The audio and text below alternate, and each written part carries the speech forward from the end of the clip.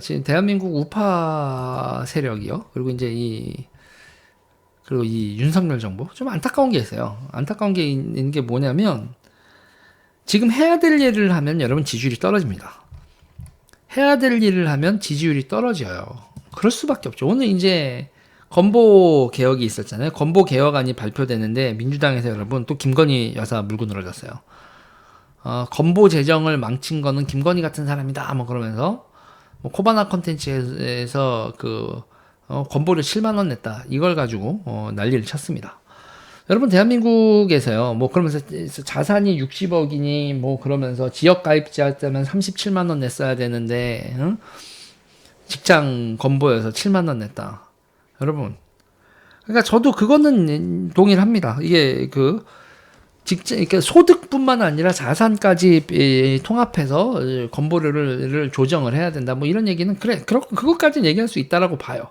근데 우리나라 제도 자체가 지금 그렇게 직장 가입자하고 그리고 지역 가입자를 이렇게 돼 있어서 노동소득에 대해서 그리고 이제 코바나 콘텐츠가 그때 코바나 콘텐츠의 매출을 봐보라고 코바나 콘텐츠의 매출을 봐보고 해보면 그때 상황이 사장이 월급을 가져갈 수 없는 상황이어서 사장이 월급 조금 가져가고 직원들 월급을 많이 준 상황인데 그래서 그거에 준해서 대한민국 법에 준해서 200만 원 소득에 대해서 2,800 연봉 2,800이었다고 하는데 그거에 대해서 7만 원을 낸 걸 가지고 그거를 불법 요소 하나도 없는 걸 가지고 시비를 개터는데 이제 본질은 여러분 우리가 얘기를 해야 될 게 김건희 여사의 건보료가 아니라고.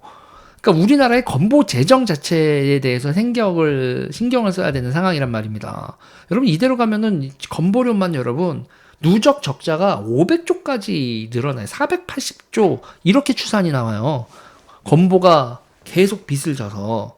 그래서 우리나라가 출산율이 이렇게 계속 낮아지잖아요. 이게 낮아지는 게 어느 정도 돼서 뭐 2가 돼서 해야 끝이 보이는데 이 저출산이 끝이 안 보이거든. 언제 2가 되나 보이질 않는데 이거를 저출산이 끝나고 수습되는 걸 한 2075년 정도로 희망적으로 봐도 건보는요 여러분 나중에 건보가 빚을 한 500조를 진다는 거야 이대로 가면.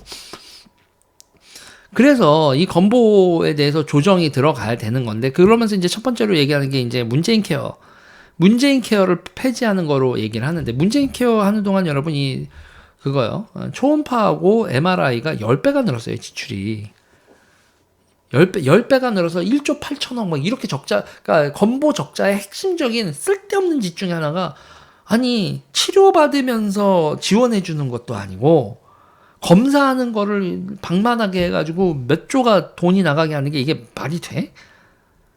그래서 이제 문재인 케어 폐지를 했더니 그러면서 그 건보료 인상도요 2.7% 이렇게 인상을 했었다고. 그래서 그거를 다시 1% 이하로 매년 건보료 올라가는 인상률을 낮추겠다는 건 말이에요. 근데 지금 보세요. 우리가 건보료 내는 입장에서는 건보료 내는 거 인상률 낮추고 그 다음에 낮추면 그러면 이제 우리한테 좋은 거잖아요. 근데 사람들이 그걸 보질 않아요. 줬다 뺏었다 이런 얘기만 하는 거죠. 아니 이제 MRI가 이거 안 돼요? 아 윤석열 됐더니 짜째째하네. 와 나 그러면 이제 머리가 아픈 거야. 아무튼 이거 있잖아요. 지지자들이라도 이런 거는요 버텨줘야 되는 겁니다. 지지율에서. 문재인 케어 폐지하고 건보 이거 하는 거 이거 지지율 올라가기 힘든 정책이에요. 거기다가 민주당이 저런 식으로 선동을 나오고.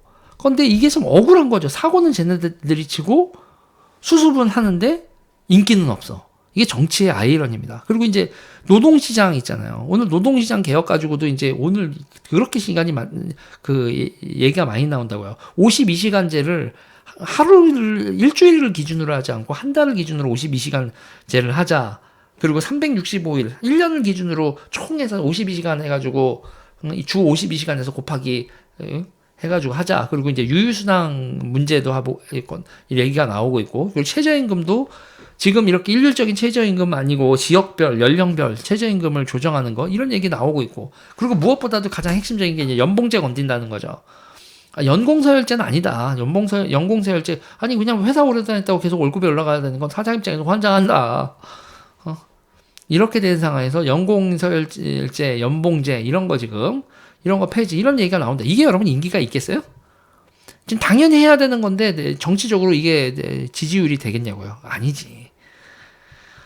자, 이런 겁니다. 그러니까 싸질러 놓은 문제를, 그러니까 왜 문제 해결이 어렵냐면 여러분 문제 해결하고 이 사회에서 골마 터진 거를 해결한다고 하면 지지율이 쭉쭉 올라가면 좋을 텐데 그 과정에서 항상 혼란이 나오고 찬반이 발생하고 그러면서 심지어는 지지자 중에서도 이거는 내 이해관계랑 달라요 그러면서 지지 이탈하고 막 이런다고요. 자, 여러분, 저는 이런 얘기를 하고 싶습니다.